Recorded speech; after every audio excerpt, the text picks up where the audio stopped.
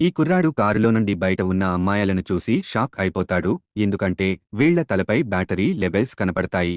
ఇతడు ఇదంతా తన భ్రమని అనుకుంటాడు. ఇంతలో ఒక కారు వేగంగా దూసుకొచ్చి ఈ అమ్మాయిలను గుద్దేస్తుంది. అయితే తలపై బ్యాటరీ లెవెల్స్ తగ్గి ఎరుపు రంగు లైన్ ఉన్న అమ్మాయిలు అక్కడికక్కడే చనిపోతారు. దీనితో చనిపోయేవారు ముందుగానే ఇతడికి తెలిసిపోతున్నారు అని అర్థమవుతుంది. అయితే ఇంటికి వచ్చాక ఇంటి ఓనరు తలపై కూడా బ్యాటరీ తగ్గిపోయి ఉంటుంది.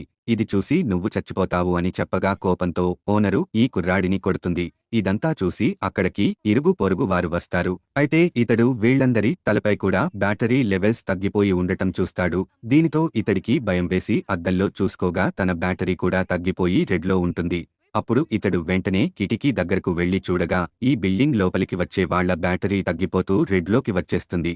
అలాగే బిల్డింగ్లో నుండి బయటకు వెళ్లే వాళ్ల బ్యాటరీ లెవెల్స్ రెడ్ నుండి గ్రీన్లోకి మారిపోయి ఫుల్గా అయిపోతుంది.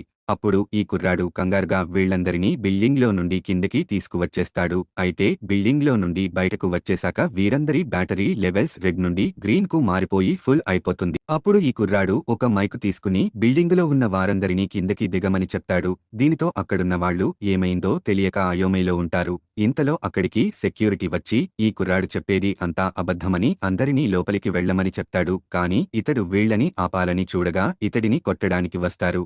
ఇంతలో ఒక బిజినెస్ మ్యాన్ అక్కడికి వస్తాడు. అప్పుడు ఈ కుర్రాడు మీరైనా వీళ్లకి చెప్పి బిల్డింగ్ ఖాళీ చేయించండి అని అంటాడు. కాని ఈ కోటీశ్వరుడు అఫీషియల్ వార్నింగ్ లేకుండా నీ మాటలు మేము నమ్మము అని చెప్తాడు. ఇంతలో అందరూ లోపలికి వెళ్లిపోతూ ఉండగా ఈ కుర్రాడు సెక్యూరిటీ వాళ్ల వెపన్ తీసుకుని లోపలికి వెళ్తే చంపేస్తానని బెదిరిస్తాడు. దీనితో కోటేశ్వరుడికి కోపం వచ్చి తన మనుషుల్ని ఈ కుర్రాడి అంతు చూడమని పంపుతాడు. ఇంతలో ఇక్కడ భూకంపం రాబోతుందని అలారం మోగుతుంది.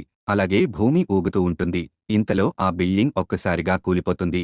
మరిన్ని స్టోరీల కోసం వీడియో లైక్ చేసి ఛానల్ సబ్స్క్రైబ్ చేసుకోండి.